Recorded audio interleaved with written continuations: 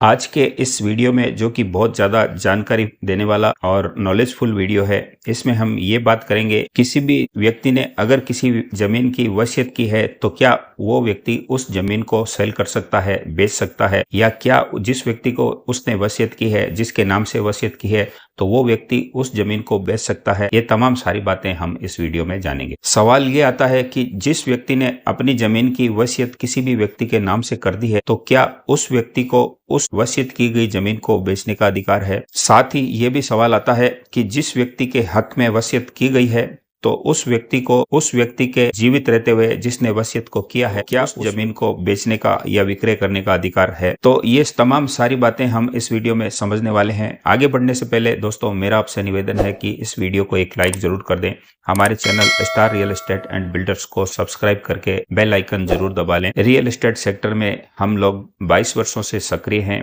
और 22 वर्षों के गहन अनुभव और अथक प्रयासों से हम आपके लिए इस तरह के वीडियोस लाते रहते हैं। तो चलिए वीडियो को आगे बढ़ाते हैं। मैं आपको एक उदाहरण से समझाना चाहूंगा कि किसी व्यक्ति के पास मान लीजिए कोई प्लॉट है, कृषि भूमि है, कोई मकान है या किसी भी तरह की कोई प्रॉपर्टी या जायदाद है और वो व्यक्ति उस जायदाद को किसी के भी नाम वसीयत करना चाह रहा है। क्योंकि जो व्यक्ति वसीयत करना चाह रहा है वो उस व्यक्ति का संपूर्ण मालिक है और उसको विभिन्न तरीके से वो जायदाद प्राप्त हुई है। हो सकता है उसको भी वसीयत से मिली हो सकता है उसको गिफ्ट डीड से मिली हो सकता है उसने उस संपत्ति को अपने पैसों से खरीदा हो। बहरहाल हम इस बात में नहीं जाएंगे कि वो उस संपत्ति का मालिक कैसे बना, लेकिन वर्तमान में वो उस संपत्ति का मालिक है और उसको उस जमीन को बेचने का अधिकार है, किसी को भी गिफ्ट देने का यानी कि दान देने का अधिकार है, या किसी के भी नाम उस संपत्ति को वो वसीयत कर सकता है। ये तमाम सारे अधिकार उस व्यक्ति को प्राप्त है। अब इसमें जो व्यक्ति अपनी संपत्ति को वसीयत करता है उसको वसीयतकर्ता बोला जाता है और जिसके हक में वसीयत करता है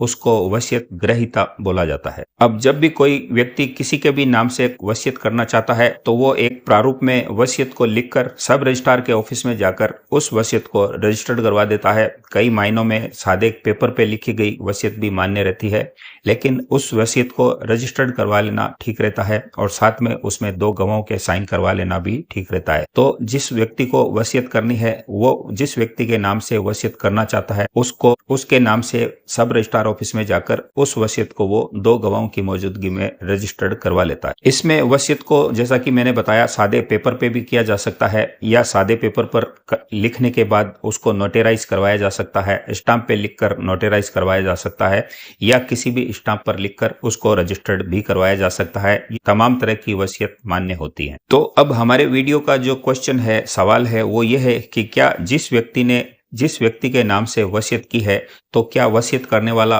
उस संपत्ति का, चूंकि वो वर्तमान में मालिक है, तो क्या उस संपत्ति को वो बेच सकता है। तो इस सवाल का जवाब दोस्तों ये है कि जिस व्यक्ति ने जिस किसी के भी नाम से वसीयत की है लेकिन वसीयत करने के बाद भी वो उस संपत्ति का वर्तमान में मालिक है और वो उस संपत्ति को किसी को भी वसीयत कर सकता है, किसी को भी गिफ्ट में उस संपत्ति को दे सकता है, या किसी भी व्यक्ति को उस संपत्ति के बदले में पैसे लेकर बेच सकता है, सेल कर सकता है, ये उसको अधिकार है। और जिसके पक्ष में उसने ऑलरेडी वसीयत की गई है वो कोई मायना नहीं रखती। वसीयत ग्रहीता जिसके नाम से वसीयत की गई है वो कोई भी आक्षेप नहीं लगा सकता, वो उसके बारे में कुछ भी नहीं कह सकता। अब इसमें जिस व्यक्ति ने वसीयत की है और जिस व्यक्ति की वो प्रॉपर्टी है, मान लीजिए कोई खेत है, तो वो अगर चाहे तो उसमें से आधी प्रॉपर्टी को यानी कि आधे खेत को बेच सकता है, वो चाहे तो उस पूरे खेत को बेच सकता है। अगर उसने 2 खेत किसी भी व्यक्ति को वसीयत में लिखे हैं तो उन दोनों खेत को बेच सकता है, वो चाहे तो आधे टुकड़े को बेच सकता है, उसको ये सारे अधिकार प्राप्त होते हैं। तो दोस्तों आप ये बात अच्छे तरीके से समझ गए होंगे कि किसी भी व्यक्ति की कोई भी प्रॉपर्टी अगर उसने वसीयत कर भी दी है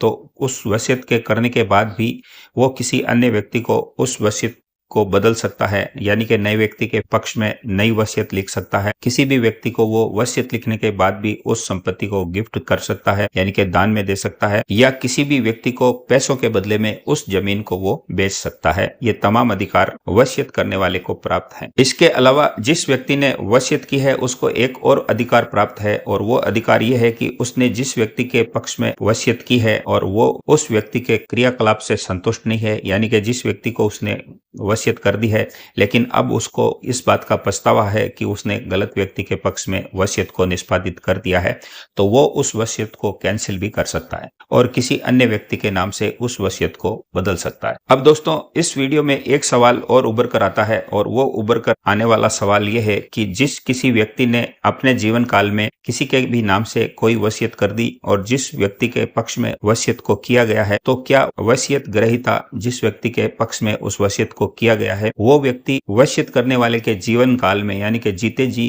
क्या उस संपत्ति को बेच सकता है, गिफ्ट कर सकता है या किसी को भी बेच सकता है? ऐसा वो व्यक्ति नहीं कर सकता। इस प्रकार का अधिकार उसको प्राप्त नहीं है। सीधी भाषा में अगर मैं कहूं तो जिस किसी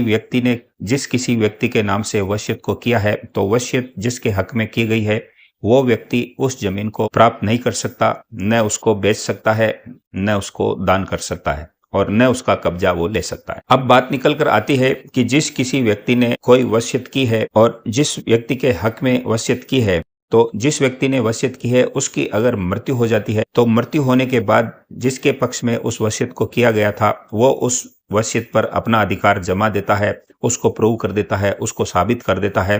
तो उसके बाद उस व्यक्ति का अधिकार उस प्रॉपर्टी पर, उस संपत्ति पर हो जाता है और उसके बाद वो उस संपत्ति को प्रूव करने के बाद उस संपत्ति को अन्य किसी को बेच सकता है, अपना अधिकार साबित कर सकता है। इसके लिए उसको उस व्यक्ति के मरणोपरांत तहसील कार्यालय में या सिविल न्यायालय में जाकर उस वसीयत को साबित करना पड़ेगा कि वो वसीयत एकदम सही है और उस व्यक्ति के हक में की गई है। ये साबित हो जाने के बाद वो व्यक्ति उस वसीयत के जरिए उस प्रॉपर्टी पर अपना नाम ट्रांसफर या म्यूटेशन करवा सकेगा और ये सब करवाने के बाद वो उस संपत्ति का अधिकार हासिल कर लेगा और उसके बाद वो उस प्रॉपर्टी को, उस संपत्ति को किसी अन्य व्यक्ति को बेच सकेगा या अपने उपयोग में ले सकेगा। तो दोस्तों, आपको ये क्लियर हो गया होगा कि जिस व्यक्ति ने किसी भी व्यक्ति के नाम से अगर वसीयत की है, तो वो व्यक्ति जिसके नाम से वसीयत की गई है उसके जीते जी उस संपत्ति को उपभोग नहीं कर सकेगा, उसको हासिल नहीं कर सकेगा, लेकिन उस व्यक्ति के मरणोपरांत उस संपत्ति पर वो अधिकार जमा सकेगा और उसके बाद उस संपत्ति को वो बेच सकेगा, किसी को भी दान दे सकेगा, ऋण हासिल कर सकेगा या किसी भी व्यक्ति को उस संपत्ति को गिफ्ट दे सकेगा। यानी कि वो तमाम सारे अधिकार उसको मिल जाएंगे जो कि वसीयत करने वाले के अधिकार थे। लेकिन उस व्यक्ति के जीते जी जिसने इस वसीयत को किया है, जिसके हक में की गई है, उस व्यक्ति को उस संपत्ति को हासिल करने का किसी भी तरह का कोई अधिकार नहीं रहेगा। तो दोस्तों, उम्मीद करता हूँ ये वीडियो आपको अच्छी लगी होगी। वसीयत के बारे में मेरे चैनल पर अन्य कई तरह के वीडियोज हैं जो आप जाकर दे सकते हैं। उसमें ये बताया गया है कि किस तरह से वसीयत बनाया जाता है, किस तरह से वसीयत को कैंसिल किया जाता है। वसीयत के बारे में तमाम संपूर्ण जानकारी आपको मेरे चैनल पर मिल जाएगी। तो दोस्तों, अब झट से इस वीडियो को एक लाइक कर दीजिए, हमारे चैनल को सब्सक्राइब करके बेल आइकन भी जरूर दबाइए ताकि आपको इसी तरह की नॉलेजेबल वीडियो आगे भी मिलती रहे। और इसी तरह के नए वीडियोस के साथ मैं आपके सामने फिर जल्दी हाजिर होने की कोशिश करता हूं। तब तक के लिए नमस्कार, जय हिंद, जय भारत।